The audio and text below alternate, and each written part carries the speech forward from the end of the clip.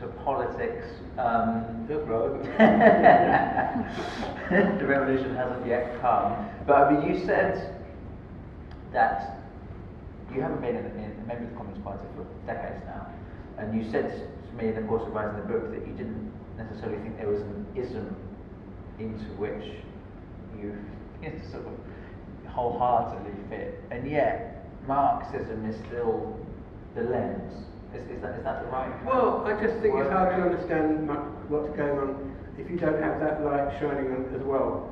And so that there's all kind of ways of looking at the world, and they're widely, much more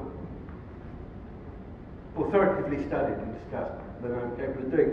But I always notice if somebody hasn't dealt with kind of some of the Marxist points, is they kind of miss a whole chunk. It's a whole bit missing. So I just learned a few simple things like with any conflict, you think, what is the actual power relationship here? Is one of them very rich, the other one poor? Who runs the show?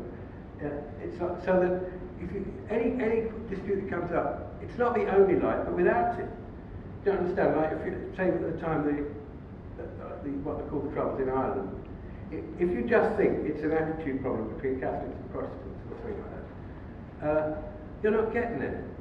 There's power relationships to do with history, and so Marx just seems to be sort of invites you to sort of look at that side of things, and I find it absolutely invaluable, really. And it also is quite helpful. People think it makes you more belligerent, but it doesn't, because I find that it does save you a lot of arguments. Because sometimes if you're having an argument, somebody will say, you get all hot under the collar, especially with argument trots and stuff a lot, which is like, you get really animated discussion, and I thought, wait a minute, what is the consequence of this discussion going to be?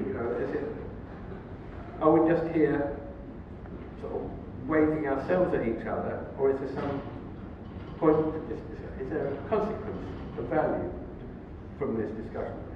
And if there isn't, forget it, don't waste your time, don't bother, and I don't know, it actually makes you quite sort of calm, really.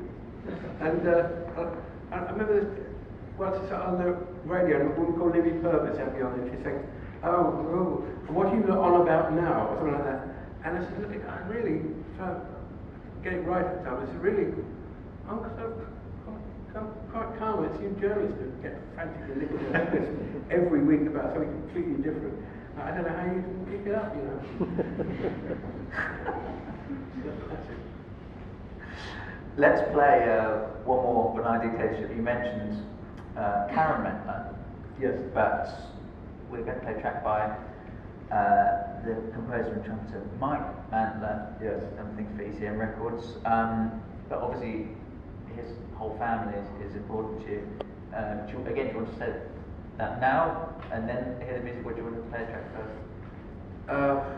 Yeah, let's play it. Okay. What we're talking about. So this is Thinking About.